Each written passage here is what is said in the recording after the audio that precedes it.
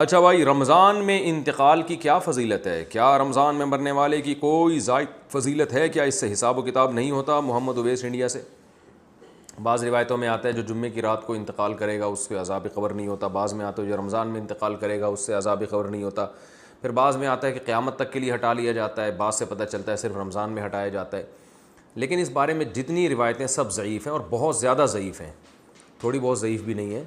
تو بعض علماء نے دیکھا کہ چلو روایتیں ہیں، اللہ کی رحمت سے امید کی جا سکتی ہے کہ بخشش ہو جائے گی، لیکن حقیقت جو ہے نا، دلائل کی قوت کی روح سے ان روایتوں میں جان نہیں ہے۔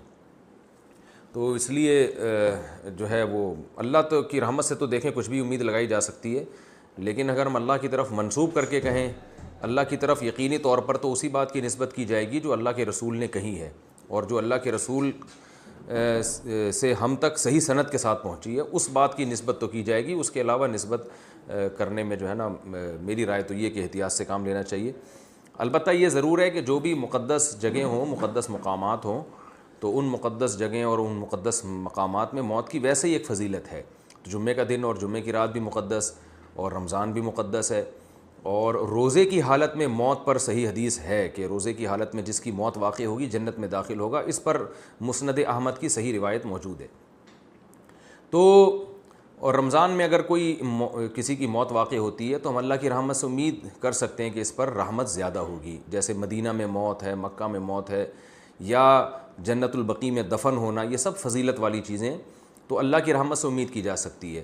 لیکن یاد رکھیں تمام احادیث کو اور قرآن کی آیات کو جمع کر کے فیصلہ کیا جاتا ہے۔ اگر ہم قرآن کی بہت ساری آیتوں کو اور احادیث کو سامنے رکھتے ہیں تو اصل بخشش کا مدار عمل پر ہے، کسی خاص ٹائم پہ مرنا یا کسی خاص حالت میں مرنا اس پر اصل مدار نہیں ہے۔ اس کی وجہ سے اللہ کی رحمت آ سکتی ہے، صغیرہ گناہ معاف ہو سکتے ہیں، کبیرہ گناہوں کے لیے قرآن میں اور احادیث میں جگہ جگہ یہی مضمون ہے کہ ان کے لیے توبہ ضروری ہے۔ یہ اس لیے کہہ رہا ہوں کہ بعض دفعہ لوگ، کوئی بہت بڑا کھلے عام گناہ گار ہوتا ہے، کھلے عام بدماشی کر رہا ہوتا ہے، ظلم کر رہا ہوتا ہے، رمضان میں مر جاتا ہے تو ہم اس کو جنت میں پہنچا دیتے ہیں۔ اس سے کیا ہوتا ہے؟ لوگوں میں بدعملی پیدا ہوتی ہے، اور قرآن کی ان آیتوں کا انکار لازم آتا ہے جس میں اللہ نے فرمایا کہ وَذَرُوا ظَاهِرَ الْإِثْمِ وَبَاطِنَا، ظاہری گناہ بھی چھوڑو، چھپے ہوئے گناہ بھی چھوڑو۔ ان الذین یکسبون الاثم، جو لوگ گناہ کماتے ہیں، سیجزون، عن قریب ان کو بدلہ دیا جائے گا۔ تو اللہ نے یہ نہیں کہا جو گناہ کماتے ہیں ان کو سزا ملے گی بشرطے کہ وہ شوال میں فوت ہوں یا رمضان میں نہ ہوں، ایسا کچھ نہیں ہے۔ اصل قانون یہی ہے۔ باقی جو روایات میں آتا ہے کہ روزے کی حالت میں موت واقع ہوئی تو مبارک موت ہے، عبادت کرتے ہوئے دنیا سے جا رہا ہے، تو اللہ سے امید کی جا سکتی ہے۔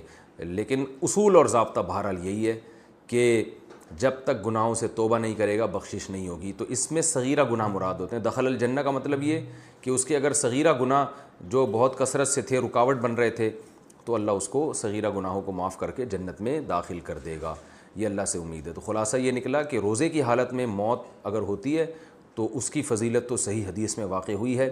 خاص رمضان میں موت واقع ہونا یا جمعے کی رات کو موت واقع ہونا، اس کی فضیلت کسی صحیح حدیث میں نہیں ہے، نہ لیلۃ القدر میں موت کی فضیلت کسی صحیح حدیث میں ہے۔ لیکن یہ ویسے شریعت میں ایک بات ثابت ہے کہ فضیلت والے دن یا فضیلت والی رات میں انتقال میں اللہ کی رحمت کی امید کی جا سکتی ہے۔ البتہ بعض علماء دوسری طرف بھی گئے ہیں، تو اختلافی مسئلہ ہے، جس عالم کی رائے زیادہ سمجھ میں آتی ہے اس کو فالو کر لینا چاہیے۔